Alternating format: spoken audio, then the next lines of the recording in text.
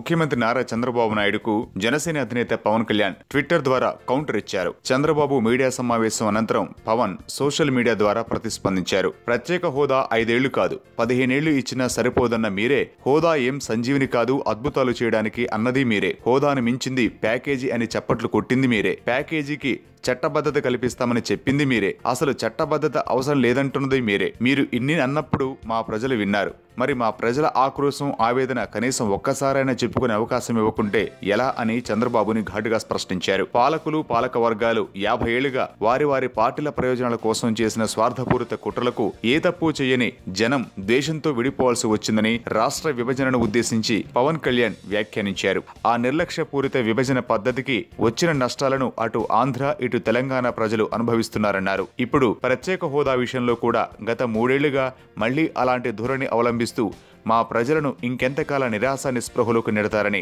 జనసేన అధినేత ప్రశ్నించారు. ఇప్పుడు చేస్తున్న పోరాటం వల్ల వెంటనే న్యాయం జరుగుతుందా లేదా అనే కంటే భవిష్యత్తు తరాల్లో ఇలాంటి నీచ రాజకీయాలు చేయాలంటే భయపడాలని, జనసేన పోరాటం తాలూకు అంతిమ లక్ష్యం అదే అన్నారు పవన్. చివరలో దేశ ప్రజలకు గణతంత్ర దినోత్సవ శుభాకాంక్షలు తెలిపారు పవన్ కళ్యాణ్.